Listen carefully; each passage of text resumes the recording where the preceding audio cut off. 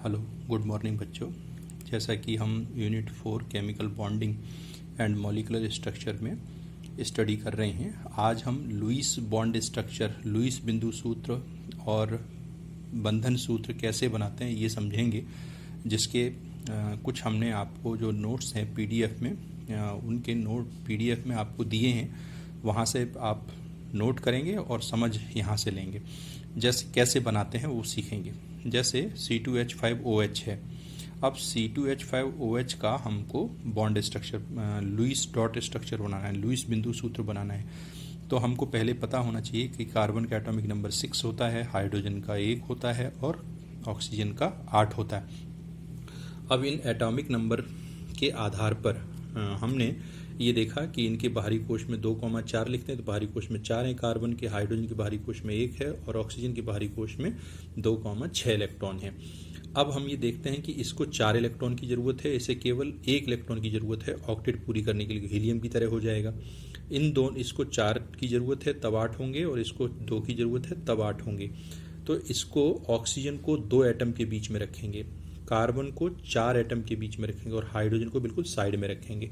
वही तरकीब हमने यहाँ ली कि कार्बन है, कार्बन को 1 हाइड्रोजन, 2 हाइड्रोजन, 3 हाइड्रोजन और 1 कार्बन, यानी कि इस कार्बन को 4 एटम के द्वारा घेर लिया। इसी तरीके से इस कार्बन को भी इधर 1 कार्बन इससे जोड़ा, 1 हाइड्रोजन, दूसरा हाइड्रोजन, इधर ये कार्बन इस ऑक्सीजन से जुड़ा हुआ है। तो ये भी देखो 1 हाइड्रोजन, 2 हाइड्रोजन, तीसरा ऑक्सीजन, चौथा कार्बन, 4 से जुड़ा हुआ है। जैसा मैंने कहा ना, ऑक्टेट पूरी करने के लिए, तो 4 तरफ से।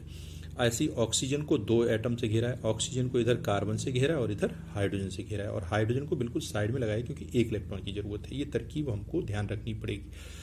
अब उसके बाद में सीधा सा कॉन्सेप्ट है कि कार्बन और भाई कार्बन के बाहरी कोश में 4 हैं, तो क्रॉस से दिखाएं इलेक्ट्रॉन, 1 2 3 4, ये 4 क्रॉस के इलेक्ट्रॉन इस कार्बन के, 1 2 3 4, ये 4 क्रॉस के इलेक्ट्रॉन इस कार्बन के हैं।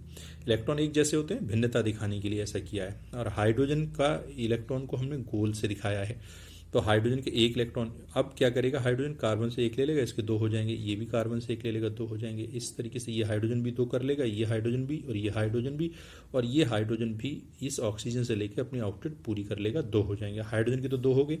अब कार्बन कैसे करेगा, कार्बन 1-1 का साझा यहाँ किया है, 1-1 का साझा यहाँ, 1-1 का साझा यहाँ और 1-1 का साझा यहाँ किया है। तो 2 2 4 2 6 2 8, इसके भी 8 हो गए। इसी प्रकार से ये कार्बन भी 2 2 4 2 6 2 8, इसने, इस कार्बन ने इस ऑक्सीजन से, इस हाइड्रोजन से, इस कार्बन से और इस हाइड्रोजन से 1-1 का साझा किया। तो इसके 4 पहले से थे, 4 साझे में आ गए तो 8 हो गए। ये बिंदु सूत्र कहलाता है। अब किसका, लुईस डॉट स्ट्रक्चर, LDS भी शॉर्ट में क्या देते हैं, लुईस डॉट स्ट्रक्चर।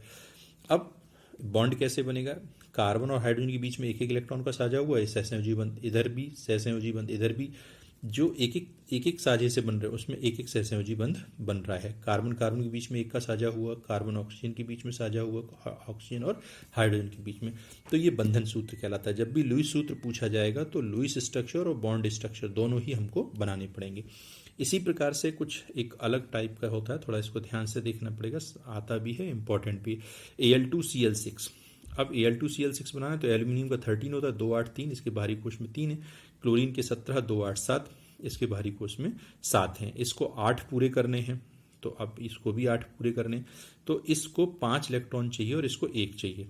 तो इनको साइड में रखते हैं और इसको 5 एटम के बीच में रखेंगे। कैसे, जैसे ये एल्यूमिनियम है, 1 2 3 तो इसके भारी कोश में हो गए। इस एल्यूमिनियम के 1 2 3 क्रॉस वाले इलेक्ट्रॉन एल्यूमिनियम के हैं और जो डॉटेड हैं वो क्लोरीन के हैं। क्लोरीन के बाहरी कोश में हमने दिखाए हैं 7। तो देखो 2 2 4 2 6 1 7, इन सारे क्लोरीनों के बाहरी कोश में 7 इलेक्ट्रॉन हैं।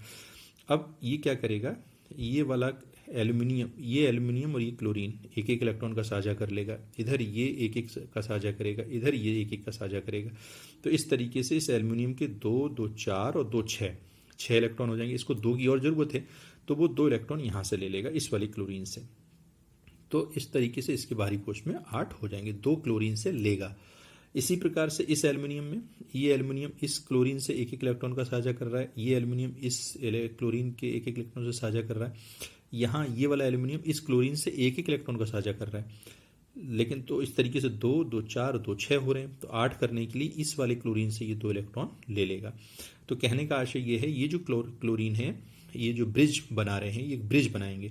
ये क्लोरीन एक एल्युमिनियम से तो सहसंयोजी बंध बनाएगा और दूसरे एल्युमिनियम के साथ में उपसहसंयोजी बंध बनाएगा। जैसे ये 2 इलेक्ट्रॉन दे रहा है तो उपसहसंयोजी बंध बनेगा, ये एक एक इलेक्ट्रॉन का साझा कर रहा है इसलिए सहसंयोजी बंध बनेगा।